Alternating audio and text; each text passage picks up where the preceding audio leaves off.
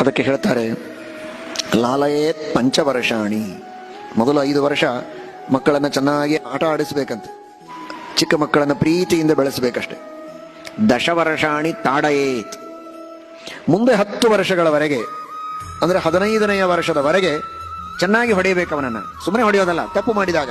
ಪ್ರಾಪ್ತೇತು ಷೋಡಶೇ ವರ್ಷೇ ಪುತ್ರಂ ಮಿತ್ರವದಾಚರೇತ್, 16ನೆಯ ವರ್ಷ ಪ್ರಾರಂಭ ಆದರೆ ಅಷ್ಟೊತ್ತಿಗೆ ಅವನಿಗೆ ತಿಳುವಳಿಕೆ ಬಂದಾಗಿರುತ್ತದೆ ಅಂತ ಮಗನ ಜೊತೆಗೆ ಮಿತ್ರನಂತೆ ವ್ಯವಹಾರ ಮಾಡಬೇಕು. ಅರ್ಥಾತ್ ತಿಳುವಳಿಕೆ ಹೇಳಬೇಕಷ್ಟೇ ಹೊರತು ಹೊಡೆಯೋ ಅವಶ್ಯಕತೆ ಇಲ್ಲ. ತಿಳುವಳಿಕೆ ಇಲ್ಲದ ಅವಸ್ಥೆ, ಆದರೆ ತಪ್ಪು ಮಾಡ್ತಾ ಇರುತ್ತಾನೆ, ತಿದ್ದಬೇಕು, ಆ ಅವಸ್ಥೆ 5ನೆಯ ವರ್ಷದಿಂದ 15ನೆಯ ವರ್ಷದವರೆಗೆ ಅವನನ್ನು ಚೆನ್ನಾಗಿ ಹೊಡೆಯಬೇಕು ಅಂತ. ಮತ್ತೆ ಆಗಲಾದರೂ ಹೊಡೆದರೆ ಅದು ಹಿಂಸೆಗೆ ಪಾಪ. ಗುರು ಶಿಷ್ಯನಿಗೆ, ತಂದೆ ತಾಯಿಗಳು ಮಕ್ಕಳಿಗೆ, ರಾಜರು ಪ್ರಜೆಗಳಿಗೆ ಮಾಡುವ ದಂಡಕ್ಕೆ ಪಾಪ ಉಂಟೋ ಇಲ್ಲವೋ?